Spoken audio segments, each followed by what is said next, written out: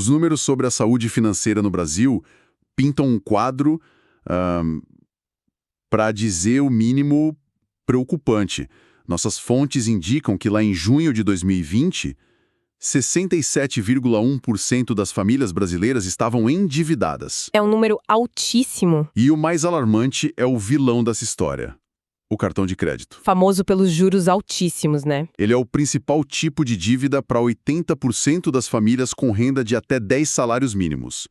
E isso vai muito além do bolso. Com certeza. Estudos mostram que a dívida crônica, sabe aquela que consome mais da metade do orçamento, está diretamente ligada a problemas de saúde graves, como úlceras e até derrames. É um ciclo vicioso perigoso, onde o estresse financeiro adoece o corpo e, claro, a saúde debilitada dificulta ainda mais a saída da dívida. Para entender esse cenário complexo, a nossa análise hoje vai mergulhar num conjunto de fontes que abordam o tema por 3 ângulos, bem complementares. Certo. Primeiro, a gente vai ver como o sistema educacional brasileiro está começando a responder a essa crise. Depois, vamos investigar os comportamentos e hábitos de quem de fato consegue acumular riqueza. E quebrar alguns mitos no processo. Essa parte é boa. E por fim, vamos explorar a psicologia por trás do endividamento, os gatilhos mentais que nos sabotam. A missão é conectar esses pontos para a gente entender os caminhos para uma verdadeira saúde financeira. Certo. Vamos começar pela base de tudo, então. A educação. Uma das fontes é uma coletânea de estudos sobre o ensino de finanças nas escolas, e a grande notícia é que o tema se tornou obrigatório na Base Nacional Comum Curricular, a BNCC. Sim. A ideia é que não seja uma matéria isolada, mas um tema transversal, conectado à vida real dos estudantes. E a urgência disso fica, muito evidente quando a gente olha para quem ensina. Um dos estudos analisou um curso de formação para professores e descobriu uma coisa bem reveladora. O que seria? Antes do curso, a principal fonte de informação financeira deles era informal. Eram conversas com a família e amigos. Nossa, isso é preocupante. Porque se os próprios educadores estão aprendendo sobre finanças de maneira informal, eles acabam sem querer replicando os mesmos hábitos. E possivelmente os mesmos problemas que vêm de gerações. É a perpetuação de um ciclo. Exatamente. Mostra como ciclos de baixa alfabetização financeira podem se manter, né? E porque a intervenção da educação formal é tão crucial para quebrar esse padrão. Não se trata de culpar a família, mas de entender que o conhecimento informal muitas vezes não acompanha a complexidade do sistema financeiro de hoje. Com todos os produtos, juros compostos, armadilhas. Exato. E essa quebra de padrão fica muito clara quando a gente vê como isso ganha vida na prática. As fontes descrevem alguns projetos que são exemplos fantásticos de como a teoria vira algo palpável. Sim, isso é fundamental. Um deles, com alunos do 6º ano em Cacequi, no Rio Grande do Sul, foi chamado de Planejando o Orçamento Familiar. E o objetivo era muito concreto: economizar para um passeio escolar que custava R$ 190 por pessoa. Isso tira a educação financeira do campo abstrato do guarde o dinheiro para o futuro, sabe? E transforma em algo tipo, precisamos de R$ 190 para algo legal em 3 meses. Isso. O projeto envolveu os pais, os alunos aprenderam a usar planilhas de gastos e o resultado foi um sucesso. Cada participante conseguiu ir ao passeio e ainda sobrou um saldo positivo de R$ 10 para cada um depositar em suas contas poupança. É uma primeira vitória financeira que a pessoa talvez nunca esqueça. Mas teve outro projeto que me chamou ainda mais a atenção pela criatividade. Usaram as aulas de física para ensinar economia. Como isso funcionou? Foi brilhante. Os alunos pegaram contas de luz reais das suas casas. A tarefa era analisar os dados para calcular o consumo de energia de cada aparelho doméstico. Entendi. De repente, aquele conceito de potência e energia da lousa virou o custo do banho demorado, da TV ligada sem ninguém assistindo. Ou do videogame modo de espera. Exatamente. Eles conectaram a fórmula de física ao dinheiro que saía do bolso dos pais. Isso muda tudo. Transforma uma conta de luz, que para um jovem é só um papel que chega em casa, num painel de controle de gastos. A pessoa começa a ver que suas ações têm uma consequência financeira direta, imediata. E o que esses projetos demonstram é o poder da contextualização, né? Não se trata de ensinar juros compostos com uma fórmula, mas de aplicar conceitos de planejamento a problemas do dia a dia. Faz sentido. A educação financeira se torna significativa quando ela se cola à vida do estudante, quando resolve um problema real, seja pagar por um passeio ou entender por que a conta de luz veio tão alta. É a diferença entre informação e conhecimento aplicado. Certo. Então a base está sendo construída na escola, pelo menos em tese.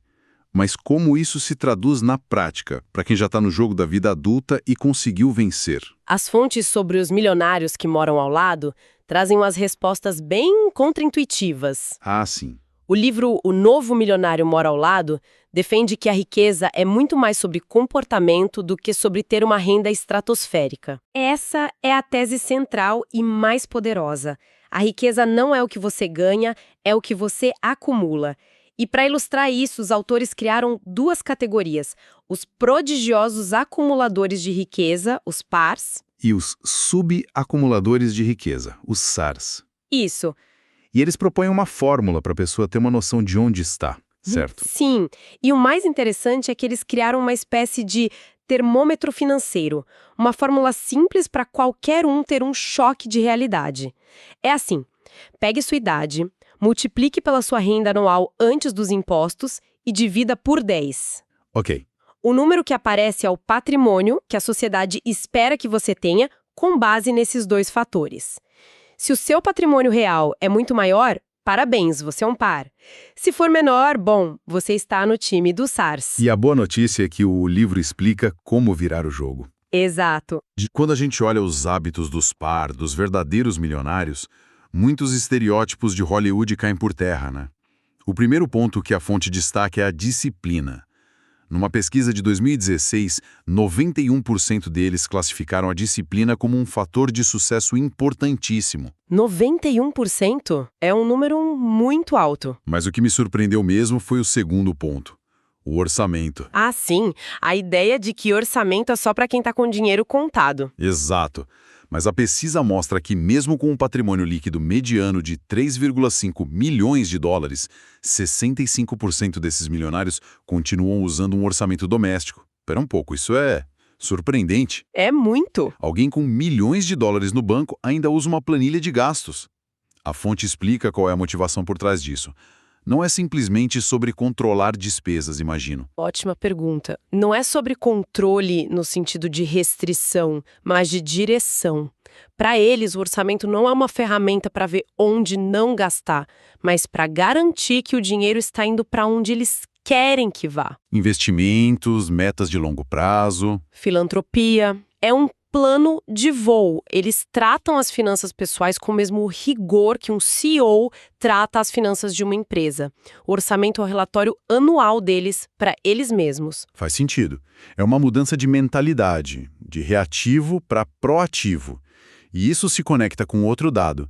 70% deles sabem exatamente quanto gastam por ano com alimentação, roupas e moradia. É um nível de consciência que a maioria das pessoas, independentemente da renda, não tem. É a diferença entre estar no controle e ser controlado pelo dinheiro. E tem a frugalidade também. Sim, que as fontes deixam claro, não é miséria, é inteligência. Eles não estão comprando o carro do ano. As principais marcas que eles possuem, segundo a pesquisa, são Toyota e Ford. Carros confiáveis, não carros de status. Exato. Não é sobre o que eles podem comprar, mas o que eles escolhem comprar com base no valor. E essa alocação inteligente de recursos vai além do dinheiro. A fonte fala sobre o tempo, o que eu achei fascinante. Sim, o que é fascinante aqui é como eles alocam seus ativos mais preciosos: tempo, energia e dinheiro. A pesquisa de 2016 mostrou como eles usam o tempo. Em média, os milionários gastam o dobro de tempo se exercitando e lendo por prazer. O dobro? O dobro, em comparação com a população em geral. E, em contrapartida, gastam metade do tempo jogando videogame. Não é uma crítica ao lazer, imagino, mas uma observação sobre a intencionalidade. Ler e se exercitar são, de certa forma, investimentos em si mesmo. No capital humano, tem um retorno de longo prazo. Precisamente, não é sobre não ter lazer, mas sobre a intencionalidade no uso dos recursos. Cada hora, cada real é visto como um bloco de construção para o futuro que eles desejam. É um jogo de longo prazo. Ok, então temos um cenário bem claro. De um lado, a educação tentando criar uma base de consciência financeira. Do outro, os hábitos de disciplina e planejamento de quem alcançou o sucesso. Mas isso leva à grande pergunta. Por que, mesmo com acesso a toda essa informação, tanta gente cai na armadilha do endividamento crônico? Exato, essa é a questão. E a nossa terceira fonte, uma tese da USP, mergulha fundo na psicologia do risco de crédito para responder a isso. E a pesquisa é categórica. Ela afirma que variáveis psicológicas podem prever o risco de inadimplência com mais força do que apenas dados demográficos, como idade ou renda. É o nosso cérebro, com seus vieses e gatilhos, que muitas vezes nos sabota. Vamos detalhar alguns desses gatilhos. O primeiro que a fonte aponta é o autocontrole. É a clássica batalha interna entre o nosso eu de curto prazo, que quer a gratificação imediata, A compra agora. e o nosso eu de longo prazo, que quer a segurança financeira. É o famoso teste do marshmallow aplicado à vida adulta. E a pesquisa encontrou correlações bem interessantes. O consumo de mais de 4 copos de bebida alcoólica por dia e o hábito de fumar, por exemplo, foram associados a uma maior probabilidade de ser classificado como mau crédito. É importante esclarecer que a pesquisa não está fazendo um julgamento moral aqui, né? De forma alguma. Está usando esses comportamentos como proxies, como indicadores de uma dificuldade maior em adiar a recompensa em várias áreas da vida, incluindo a financeira. Exatamente. O próximo fator é o locus de controle. É um conceito da psicologia que define onde a pessoa acredita que reside o controle sobre os eventos da vida dela. Certo. Quem tem um locus de controle externo acredita que seu sucesso ou fracasso depende da sorte, do destino, do governo, sempre de fatores externos. E essas pessoas, segundo a tese, têm maior propensão ao endividamento. Significativamente maior. Em contraste, quem tem um locus de controle interno se sente no comando da própria vida, responsável pelos resultados, bons ou ruins.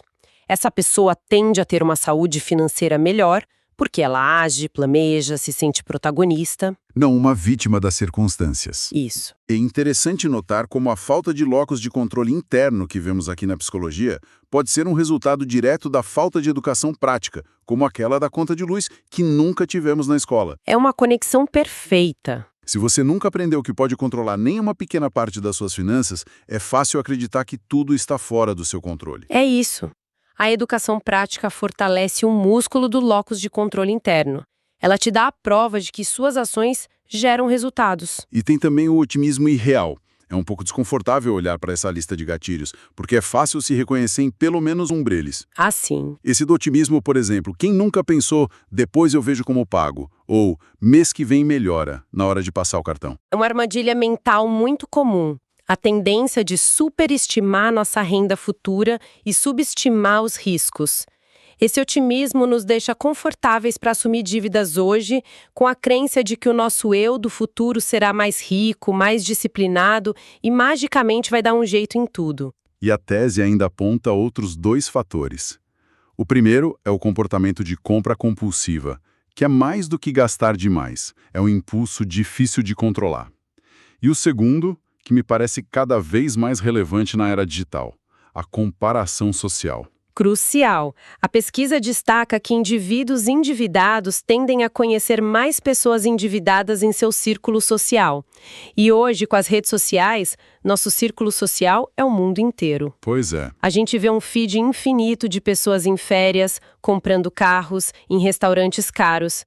Isso cria uma pressão para consumir, para se adequar a um padrão de vida que muitas vezes é uma ilusão. E gera uma cultura do endividamento. Exato.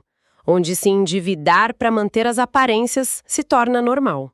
É a versão moderna do Keeping Up with the Jones. Mas agora os Jones são influenciadores digitais com vidas perfeitamente editadas. É uma batalha diária contra a percepção de que todo mundo está vivendo melhor. E essa pressão social enfraquece o autocontrole, alimenta o otimismo irreal e nos faz buscar gratificação instantânea para aliviar a ansiedade da comparação. Todos esses fatores psicológicos estão interligados. Resumindo, a análise de hoje nos levou por uma jornada completa, e, de certa forma, circular. Começamos com a necessidade de uma educação financeira formal nas escolas para quebrar ciclos e fortalecer o locus de controle interno. Sim. Depois, vimos os comportamentos de disciplina, consciência e intencionalidade praticados por quem de fato constrói riqueza, mostrando que o sucesso é um jogo de longo prazo. E, por fim, enfrentamos as batalhas psicológicas internas que precisamos vencer, como a impulsividade, a tendência de culpar fatores externos e o perigoso otimismo irreal. Como pensamento final, as fontes deixam claro que a saúde financeira e a saúde física estão profundamente interligadas. A dívida crônica gera estresse que adoece o corpo. Não são domínios separados da vida, são facetas do mesmo bem-estar. Certo. Isso nos leva a uma reflexão interessante que vai além do dinheiro. Dado que o gerenciamento financeiro está tão ligado ao bem-estar físico e mental, e que a raiz de muitos problemas é a dificuldade com o autocontrole e o pensamento de longo prazo, qual seria o primeiro hábito de saúde não financeiro que alguém poderia adotar para fortalecer seu músculo do autocontrole e que, por consequência, poderia gerar um impacto positivo e duradouro em suas finanças?